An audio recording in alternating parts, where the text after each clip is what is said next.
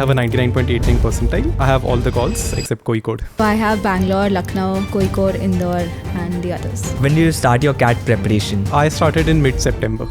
VARC was about 96, LRDI was 99.66 and Quant was about 92.8. What was your strategy and what should be the strategy for any student starting with verbal section? So I had a hard 2-minute rule. If a question cannot be solved within 2 minutes or just around that time, it is not worth solving.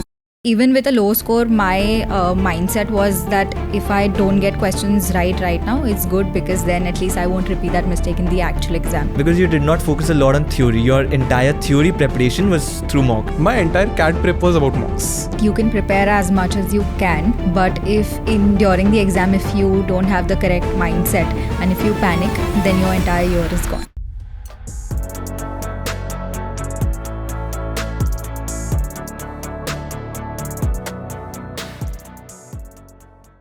Thank you, Arushi. Thank you, Aryan, for joining in. I think this is going to be a very insightful podcast for all the CAT aspirants since you have given CAT 2025, came out with flying marks, and I think you are going to attempt most of the interviews, IIM interviews as well. So all the best for that, first of all. And if you can just start with your brief background so that the audience knows about you. Arushi, Sure. You can start. Thank you for having us. My name is Arushi Bhandari. I'm a chartered accountant. I worked with KPMG for about 3.5 years in their FDD practice, and my percentile is 99.01.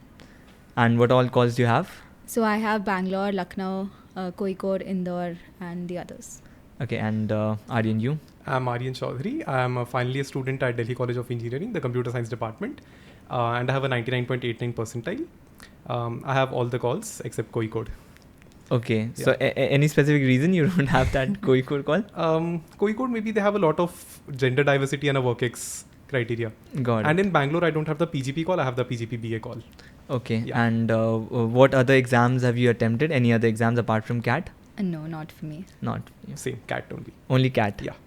Okay, so you have attempted CAT before as well, right? Yeah, I But took this that is your first time, Aryan? Yeah. But for Arushi, you have attempted Yeah. before. Yeah. So do you want to talk about that progression, how that happened? Sure. So I think last year I had prepared a lot more than this time. I gave it about 2.5 months. And while I worked really hard, I think I lacked strategy. I did not analyze my mocks. I just went in for the sake of it. This time I realized where I was lacking. I intensely just, checked what was going wrong, what was working for me. And with much lesser preparation, but with a focused effort, I think I could. Got it. And we'll discuss about each of the sections and your mock attempt strategy and everything in detail so that anyone who's going to attempt CAT next year can learn out of it. Sure. Okay, but just before that, how do you feel after the result? So for me, it was surreal, like obviously tears in my eyes. And actually that I was in the hostel that time and a friend had also got placed. Okay. So that night, none of us slept. It was a great experience. I mean, very relieved, no anxiety. Got it. And Yeah. for you were happy with this percentile? Yeah, so last year I was pretty disheartened. So this time, because of the predictors, I had a rough idea because it was showing upwards of 98.5. So I was Got it. very happy. Got it. So now, when do you start your CAT preparation? I started in mid-September. So, yeah. Like very little time, I guess. Yeah, mid-September, and after that I had my mid-semester exams, end-semester exams. So 2 months of preparation, roughly. 2 months of preparation. Yeah. And I tell people that you can prepare with 2-3 months, and Yeah. I think you have prepared. And Yeah. obviously you come from that kind of background, maybe a good maths background, Yeah. and you had good academic background in 10th as well, Yeah. which kind of helps. Definitely it helps in your CAT exam as well, but you can crack in 2 months as well. Absolutely. Yeah. And actually, I think you prepared before this as well, right? Yeah. So if you can talk about that period when you just started your preparation, and how many months did you give before this preparation for CAT? Sure. So I was working full time. So last year I'd taken study leave and I prepared for about 2.5 months. Okay. And this time around, just before the exam, about a month ago, I quit my job. So I had about 3 weeks to properly prepare, and I was obviously giving some time while I was working. Okay, so both of you have hardly got time to prepare, just 3 weeks, and you're saying 2 months. But okay, during those 2 months and during those weeks, how many hours were you studying on an average? Okay. So for me, I've never counted the hours per se, but largely I was a college student. So 6 hours of sleep, 2 hours here and there, 1 hour of exercise, and rest was into academics only. CAT and some college studies as well. Okay, tentative schedule bata lo, like how your typical day looked like, probably college and everything. So you were preparing theory or mocks de rahe the. Yeah. Like what was the tentative daily schedule that you followed? Okay, so I think for college students, and I think that would also be true for WorkX people, they need to have a structured timeline where they can prepare for it. So for me, that was early morning. So I used to wake up as early as 3:30 a.m. 4 a.m. I used to start a mock, and my entire strategy was mock driven. So 4 to 8, either 2 mocks or 1 mock and 2 sectionals. And that is the first time that world discovers me. So after 8, I'm out of my room, college work or anything else. But early morning, 2 mocks straight, and that is straight for 50 days or something with some gaps in middle. Okay, and give your overall strategy, like how did you start with the foundation? Yeah. Then what happened, and everything. Like what exactly was your preparation plan? Okay. So it was first 7 to 10 days. I tried to understand the exam better because, CAT is an aptitude exam and it is more about strategy than academic preparation per se. Yeah. So I just saw the type of questions that come in, particularly in DILR, the type of sets that come in quants, the basic formulas. And VARC, I was always a reader. So for me, comprehension was not a big thing. And once that 7 days to 10 days prep was done, then it was entirely mock driven. No other practice or not specially PYQ per se, but mocks. Okay. Very focused mocks. Okay. Yeah. And Arshu, how did you manage with work, your schedule? Yeah, so last year I had no bandwidth while I was working. So I took those 2.5 months purely just for preparation. And that's where I started from scratch with my online classes. So about 1.5 months I was just focused on that. After which I started taking mocks. And this year I just started with revision and parallelly started looking at past year questions. Okay. And which one was your strongest and weakest section for CAT? For me, LRDI was the strongest, Okay. and weakest I would say quant. Okay. And if you can also tell your sectional percentiles, approximately, if you remember. Sure. So my VARC was about 96, LRDI was 99.66, and quant was about 92.8. Okay. And for you, strongest and weakest section? Strongest was VARC. Unfortunately, I scored the lowest there. Your strongest was VARC. Being an engineer, your strongest was VARC. Engineers can do everything sort of. So I was very much into reading and stuff.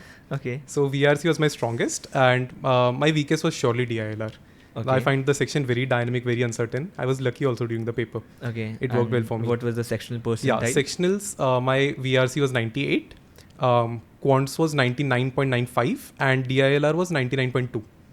Okay, so Yeah. I think quant you scored really well. Okay. Yeah, it was very high. in What quants. about what's your thinking about the paper, CAT 2025 paper? How was it?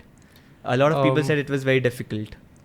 I think, it is a competitive exam. It is not always, the pattern is not same, but I think the preparation is same. So if you are structured, if you have strategies, if you are given a variety of types of mocks, then you get experience to all such types of papers. And one of those was CAT 25 as well. I think it was blown out of proportion after the exam. It was just another exam, I think. Nothing so special about it. And about you? Like Yeah, I CAT agree 2025? with him. It was definitely blown out of proportion. Yeah. I feel that in a relative examination, you just have to be Better than the others. Yeah, correct. And you have to remind yourself that and just be calm. And it's a mindset game. Right. Yeah. And I feel that's exactly the beauty of a competitive examination, that the more difficult it is, if you have that logical bent of mind, it becomes kind of easy for you as well.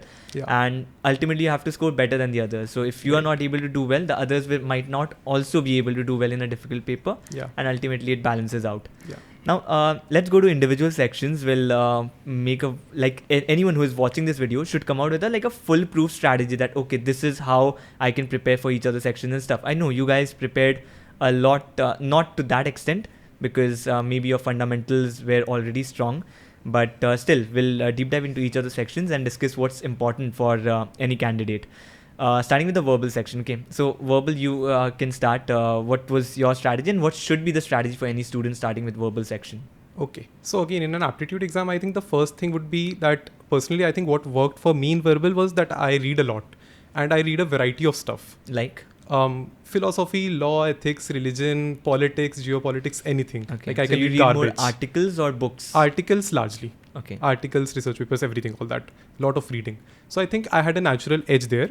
My scores increased because of my attempt strategy, and I would want to discuss that because I think in verbal that becomes very important.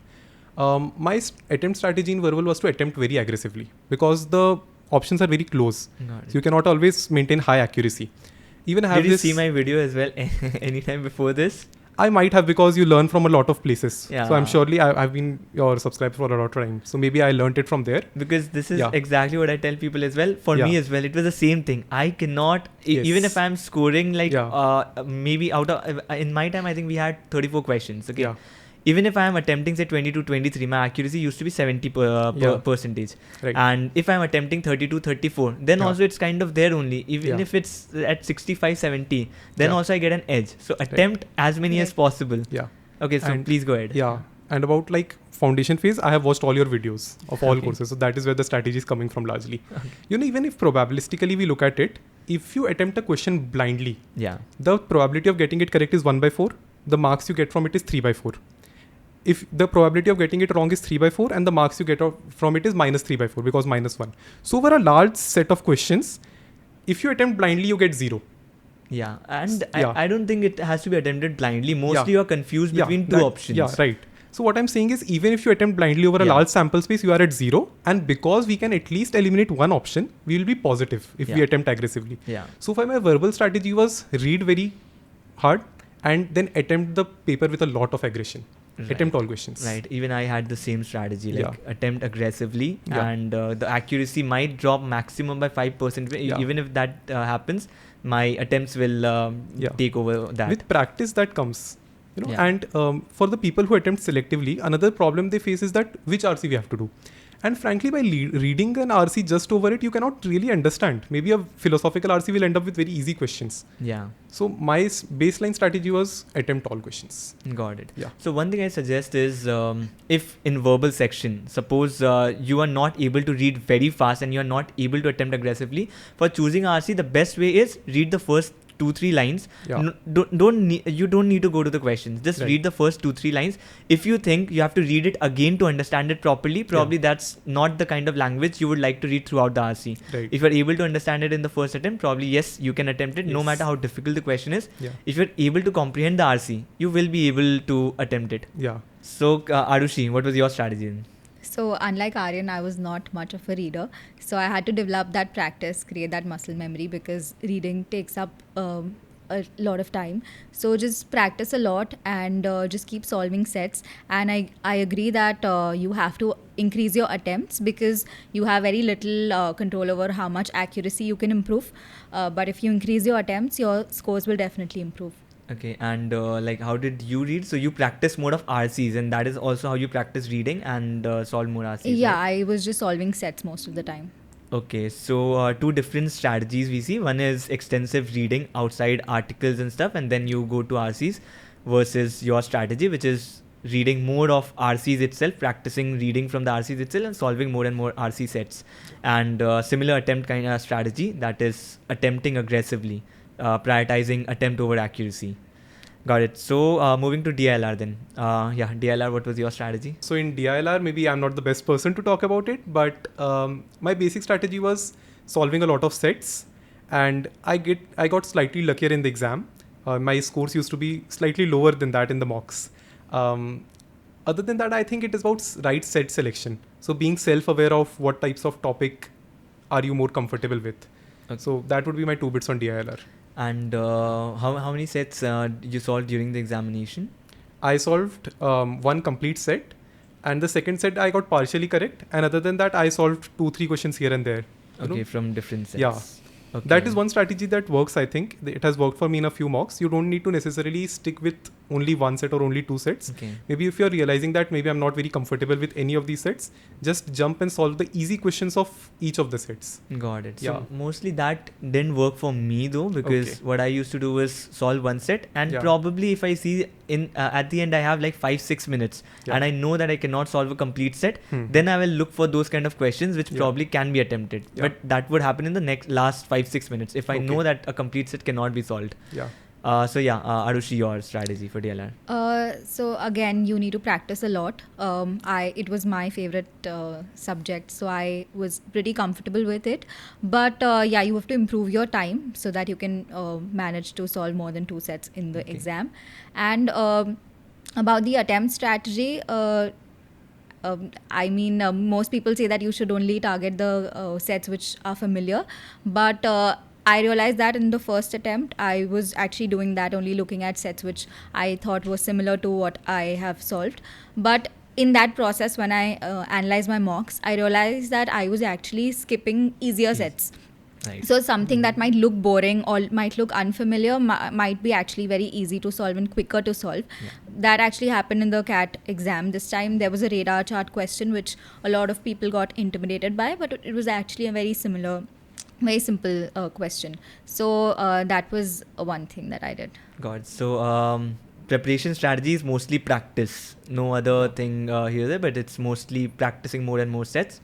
And attempt strategies, you mentioned it's did you first look at all the sets when you started the paper? Yeah, so when I started the paper, first 3 to 4 minutes, my job was to read every set very quickly. Okay. Also read the questions. That is what is being asked. You used to read the questions as Yeah. well. Okay. So I used to spend a significant amount of time there. Okay. Then I used to rank the sets, that which I want to attempt first. Okay. Then around 10 to 12 minutes per set, depending on the order. And at the end, when I realized that I cannot solve one complete set, that is when I jumped to, because I had read it only once, I knew which are the easy questions there. Yeah. So very targeted, that one question that I can do from one set and then move on. Okay. Yeah. And yours? Similarly, I would actually go through all the sets first to identify which is comfortable for me, rank it, and then pick those. And so in the actual exam, I could attempt 2 full sets and half of the third one. Okay. And what I would also do is any TETA question, I would just glance it through, and if there was like a rough range, so I would just give it a shot.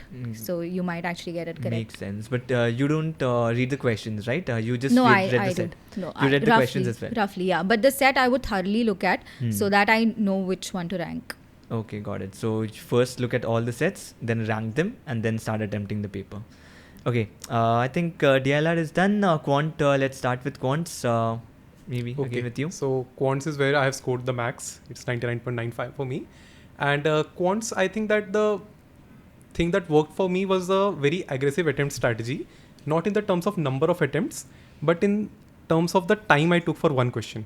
So I had a hard 2-minute rule. If a question cannot be solved within 2 minutes or just around that time, it is not worth solving. So I was very ruthless about it. I never got emotional that, oh, I have come this far, I'll solve it. 2 minutes, if I can do it, I'll do it, else I'll leave it. Secondly, apart from arithmetic and algebra, PNC probability, a lot of people completely leave it. However, it is a gold mine. So a lot of questions are purely formula based. And the best thing about those questions are it only takes 30 seconds to solve a PNC probability question if it is a formula based question. If it is a case based question, I used to leave it straight away because they'll take more than 2 minutes. Similarly, geometry was a strong suit for me from my JEE days. But here, even if you draw a geometry diagram, even for an easy question, it takes 2 minutes. So geometry, in my first round, only thing I used to do was take a rough measurement of what the answer might be and take a guess. As I explained earlier, over a large sample space, it gives you positive returns. So that was my attempt strategy, and that is what helped. Okay. Yeah. And preparation? Preparation, so I'm an engineer, so I have that intuition for maths. I looked at all the formulas, and particularly number systems I prepared because that is something very specific and not something that is a part of JEE. Okay. Yeah, so looked at all formulas, also solved the PYQs to identify the type of questions that come in, especially within arithmetic and algebra. Okay. Largely, yes, and number system structured preparation. Okay, and after that, topic test, sectional tests. Full length mocks and sectionals. Full length mocks and sectionals. Yeah, that's it. And your strategy? So I think quant was a worry for you, right? Yeah, being a non-engineer, I think I had to put in more effort for quant. Okay. But because of having lesser time, what I did was I knew that I couldn't cover everything. So I looked at the weightage of every topic and picked accordingly. So I had about 70-80% of coverage in terms of syllabus. But that 70-80% I delved deep and I solved every type of question that was there, so that in the exam, although I'm only limiting myself to those questions, but I know each type and I'm comfortable solving that. So that was my strategy. So mostly I think arithmetic and algebra you would have studied. Correct. And any excess time that I would have, I would just pick the smaller topics to add on. Okay, so so you started by studying the theories properly. Like for each chapter you studied the theory first? Yeah, I had to because I had lost touch. So I did that and then continuously just keep revising the formula. Okay. And after that, topic test, sectional test, and mocks. Yeah, correct. And what is a practice strategy for quant? Like, did you practice a lot of questions outside the exam, or mostly it was through the exams only that you practice questions? Yeah, outside, because as I said, I was covering every type possible because my coverage was not 100%. So I was trying to solve every type of question in each topic. Okay, so you did a lot of questions, practice questions Yeah. outside the exam as well, and then you started attempting the mocks and More stuff. than the number, the variety. Okay, variety of questions. And like any of you had anything in mind that okay, every day I will solve these many say DILR sets or RC sets, any number like that you had while you were preparing? A rough number, not a very hard and fast rule, but yeah, I would divide my day into 3 parts and solve every subject. Okay, so each subject you used to study every day. Like Yeah. you used to divide the day to study all the 3 Right. sections on a single day. Okay, and you? So for me, during the first 7 days, during the foundation phase, I used to target one subject Okay. and drill it down heavily. After that phase, for the second phase when I was giving mocks, not any target per se, but as I said, when I used to give mocks in the morning, 1 or 2 mocks means already you have already seen close to 100 questions. So that was subtly done for me. But not any targeted per se that I'll solve as many questions today. Okay, so while attempting the mocks, obviously you would have got, there would have been certain mocks where you didn't score well enough. And how did you get back from that? Like, how did you motivate yourself? Let's go to the next mock. And also, what was your analysis strategy then? That, okay, this mock did not go well, but I have to improve it. So if you can just elaborate on that, maybe we can start with you. So in terms of analyzing it, I would even with a low score, my mindset was that if I don't get questions right now, it's good because then at least I won't repeat that mistake in the actual exam. So that is the kind of mindset I had. And about analyzing, I did not keep my focus only to the questions that I attempted. I made sure that I see the 100% of the paper, whatever topics that I had covered, I would see how they were solved, and even for the questions that I had attempted, I would see if there was a faster way to approach that question. Okay, and you? Yeah. So for me, firstly, when I used to get a low score, as she said, what went wrong in the mock? A micro analysis. Like I talked about quants. So sometimes if you get emotional about questions, entire section gets ruined. So I used to do a micro analysis, and that is where I identified a lot of trends. And as she said, again, those mistakes were not repeated in the final exam. Okay, and finally coming to the resources that you use for your preparation, any specific book any of you followed? And not for me. Not any No. book, right? Maybe the coaching materials or stuff you would have. I had this PYQ compilation that a lot of coaching institutions put. Okay. So topic-wise, during the first 7 to 10 days, I saw the PYQs. Not necessarily solving all of them, but having a view of what is being asked. Other than that, mocks. Okay, and anything in terms of YouTube videos Your videos, a lot of them. और academic मतलब उसको पढ़ने के लिए any? Yeah, there are a lot of free YouTube resources that are there. Okay, that so you helps. used to watch that. Yeah, and largely formula sheets, as I said. Those Okay. two worked out well. Okay, and for you as well? Like, Similar for me. In fact, Right. the PYQ and all are freely available online. Yeah. So you can just browse through for every topic that you want to see. And when I was working and I did not have much time to spare, I would see the strategy videos and just see what I was lacking. So that was something I Got it. So we might come back to CAD in case we have forgotten something, but let's go to interview. Okay, interview preparation and also the interview calls that you have had so far. Which calls have you completed so far? I'm done with my Ahmedabad call, my Lucknow, JAP call is done, and SPJMR is done. Okay, and Yeah. for you? I'm done with Lucknow, Kozhikode and Shillong. Okay, you want to share your experience, any of the interviews or any of the very tricky questions or anything of that sort that can help the candidates, maybe who are going to appear for interviews as well next year or this year? So I would say know yourself in and out because they will mostly ask questions around your profile, very specific to you. Interesting questions, I would say, in one of the interviews. So Just share the interview, like what exactly, if not interesting questions, just like what happened. Yeah, okay. So they would just normally ask me about my work mainly because I have work experience. They would also ask about hobbies and interests. So I'm a runner. So they asked me technical things about that, Running. about marathons. Okay. So that was interesting. And in general, HR questions and some geopolitical questions as well. Okay, and any specific thing related to your academics too? Yeah. Actually, Lucknow was mostly academics. So it was mostly around accounting.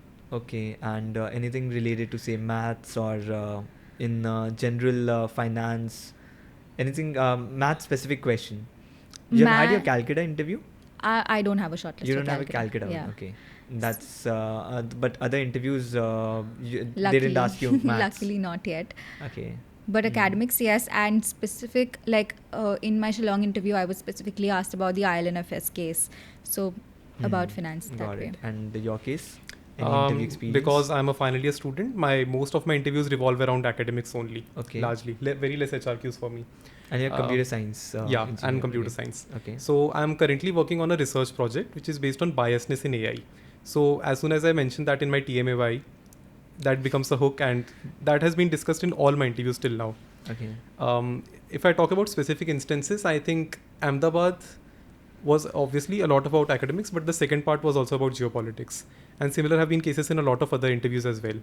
So, as I was saying in the VARC strategy also, when we read, CAT is just not an exam which takes your basis or your scores. You need to be well-rounded with your personality as well. So I think being well-read helped a lot in interviews. They sometimes come up with very random things to discuss. Yeah, I agree. Yeah, and we are just surprised, where did this Okay. come from? They're asking a lot of current affairs and Yeah. geopolitical questions this time. Okay, so current affairs, geopolitical questions, and Yeah. work experience if you Work have work experience, experience questions, and Academics. academics for you if you Yeah. are a fresher. Yeah. Typical pattern. Any specific maths specific interview where you were asked certain maths questions? I'm not done with my Joka call right now, so I Okay. think it will be coming up. Yeah, Not and yet. Calcutta will definitely give you some. yeah. I'm sorry, I forgot one thing. In SPJIMR, very interestingly, they are not known for asking maths or guesstimates, but they asked a differential equations question. It is Okay. a group interview. Luckily, I was not on the radar. Okay. Yeah, it was asked to another guy who was from an IIT. He could not answer it, and luckily, it did not come back to me. But it was asked in SP, differential equation questions. Okay, yeah, because group Yeah. interviews usually they don't ask you to Yeah. solve anything. Yeah, During but the group this time they interviews. did. He was an operations prof. Okay. He got interested, and out of nowhere, he came up with these 2 maths questions on differential. Nice. And how do you prepare for the interviews? So I think, as I said, knowing everything about your profile, whatever you write in the form, you should know that in and out. Other than that, being well aware of what's happening around you, about every geopolitical issue that's going about. I think that's about Got it. And in your case, how do Very you prepare? similarly, knowing yourself better, these typical HR answers. In my case, they have not been asked yet, but yeah, still preparation shapes your story well. Being well read, reading the newspapers, being aware of the current affairs around you, and being very strong with your UG academics. I know people with 2.5 years of work is also being asked Yeah, their correct. ACADS. Brush up your Yeah. academics for So sure. ACADS matter a lot. And your Okay. work experience related Yeah. projects. Yeah, I think if you have work experience, I think you can literally take the interview into your projects, Yeah. and it can end up your interview, because academics, yeah, for a fresher, it's vast, right? Yeah, You have right. so many subjects during your undergraduation, so you have to read all the subjects, and to take them to a specific subject, it's Yeah. probably very difficult. Like the one you mentioned, research project. Yes, Yeah. it's a hook. Yes. You can take it there. Right. Similarly, for work experience, you Right. talk about a specific project, and then they will deep dive into the technical questions. Obviously, you have to be prepared with Yeah. what can be the technical questions asked for that particular project. But I think it's a good way to Maneuver the tweak the conversation, maneuver the yeah. conversation Yeah. in that direction. One thing that I have observed across all interviews, and I think you would share this, is the amount of knowledge these professors have. I mean, you genuinely develop reverence for them. They can talk about anything and everything under the sun. Exactly, and that Yeah. is because they have been taking interviews for so For many so long, years, and yeah. that's why I ask people when they say that, okay, I'll just make this as a hobby and stuff. Yeah. It's not so easy. Yes. For example, I was talking to an IIM Ahmedabad professor, and he was telling me that a particular person came, and they asked him that, okay, what apart from your studies and everything, work, what do you do? I was like, I'm a professional chess player. Yeah. And that person then started that, okay, you're a professional chess player, so let's play mind chess. And that professor was so good at chess, he literally started playing, and after 2 or 3 turns, obviously that player is not able to play it anymore. And the professor was like, you just said you're a professional chess player. Professional chess players can at least play 10-15 moves. And then he was like, no, actually I've played in my college tournaments and inter hostel competitions. That's my level. So the professor was like, then that's not professional chess. And obviously, if you just go, you don't expect a professor to start playing mind chess with you, because he was so good at it. There was another professor who was, he was a national, I think some swimming champion or something. And someone mentioned swimming as a hobby or something. And then that professor was like, okay, what is this stroke? Why do you do this stroke? What is the mechanism behind it? What is the physics behind it? And that was like, okay, you do swimming, but you do it just at your college level. Okay, you're not a professional swimmer. Right. Okay, so you cannot, and obviously they have been taking interviews for so long, current affairs and everything. They are on top of it. And in the circle as well, if you just go to any campus, any IIM campus.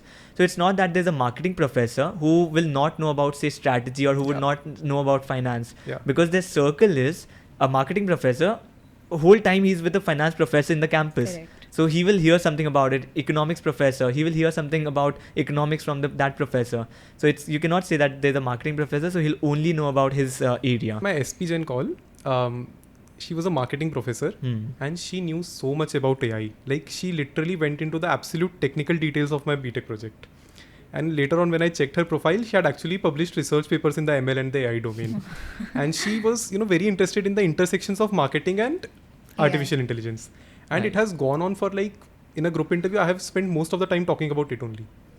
Right. And it makes sense, because obviously they are well read. It's obviously they have a specialized area where they are most comfortable in, but because of their circle, the kind of conversations that they have in their daily life, they have a lot of knowledge. So it's not a good advice to bluff in the interview. And I think we have covered a lot about interviews. In fact, I would say that a lot of people don't know the gravity of this while filling the forms out. Right. So people tend to write everything under the sun, something that they barely know of.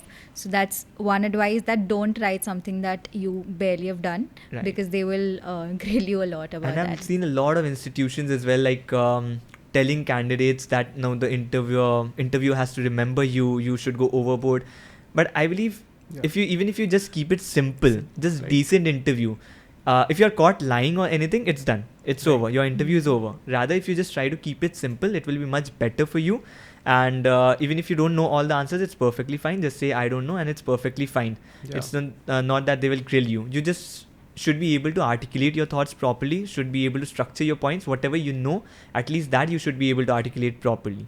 So that is also an advice to the future aspirants. While filling these forms pre-CAT, please be very careful about what is going to happen after the CAT is done. Right. Be very truthful, write less but write authentic. Yeah, you don't need to really impress them. They are there to select you. You can do everything in your, whatever is there in your hands to get yourself rejected. They are sitting there, they are giving you 30-35 minutes to select you. Right. So just be decent, at least don't go overboard and trying to impress them.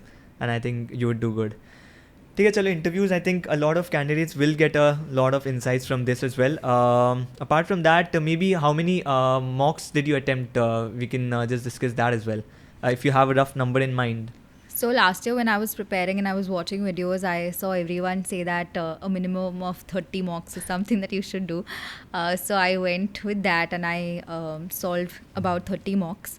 But that did not work well for me, because I was just blindly solving mocks. I was not analyzing them. So this time about, I solved about 8 to 10 mocks, but I thoroughly checked everything about that, and I made sure that it was meaningful rather than just solving it. Got it. And in your case? For me, it was upwards of 50 mocks, equivalent number of sectionals as well. And I think that because you did not focus a lot on theory, your entire theory preparation was through mocks. My entire CAT prep was about mocks. And I would also caution against this. You are only supposed to give 1 to 2 mocks per week if you are preparing in the standard template in which CAT aspirants prepare. Because otherwise you will get burnt out. Yeah. For me, I was just having the, CAT exam is not about months, it's about momentum. If you lose momentum before the exam, it's over. Right. So for me, it was only a very short period, and in the short burst, I gave a lot of mocks. And also not just giving them, but as I said, micro-analyzing them. Not just getting a question right, but why did it go right? Not just why did it go wrong. what made me solve it in less amount of time? How can I solve in even less amount of time? Every single question you need to spend time after the mock is done. Right, analysis. So on an average, how many hours did you give for the analysis after the mock? 2 hours of mock and then? 2 hours of mocks would need 4 hours of analysis. Right. And for More you? than the More than attempt. 4 hours. Yeah. For I you. mean, more than 2 hours. You spend 2 hours taking it, but much more time. Definitely, because you're not only you're first solving all the questions that you didn't attempt, Right. and after that also analyzing the questions that you solved, how that can be solved faster. If you took if you wasted a lot of time on a particular question, how you could have avoided that, and if you picked up a wrong set, then how can you avoid that in future? And for verbal, I think for analysis for verbal, it's more like even if you have gotten a particular answer correct, you want to understand the logic, if your logic was correct or not. And then you analyze why the particular other options are wrong as well. Yeah. For verbal specifically. Adding to what I said before for verbal, I feel like initially when I was attempting lesser, thinking that I'll improve my accuracy, I would stay fixated at, choosing the perfect answer. But I realized that that's never going to happen. The more time you invest, the more confused you're going to get. So just try to keep a time check. Never double think in verbal section. Okay, so I think we have covered a lot of things. So one final advice to all the CAT aspirants that you want to give probably. So I would say that you can prepare as much as you can, but if during the exam, if you don't have the correct mindset and if you panic, then your entire year is gone. So just be very calm. And just know that, as I said, it's the same playground for everyone. It's a competitive exam. Just stay focused and try to solve as much as you can. Okay, so it's at the end of the day a relative examination. Right. So don't get too panicked if in case you find the exam difficult. Yeah. Okay, and your? Same for me. I would say that this is not a competitive exam in a conventional sense. It is an aptitude exam at its base. So firstly, don't stress over it. Secondly, it is more of a mental game. So be mentally and physically very fit. That matters on the exam day.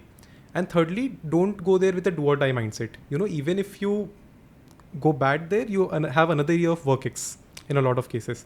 So don't stress over the exam. Just go there with a clear mind and take different types of mocks so that you are prepared for the D-Day. The D-Day matters a lot in CAT.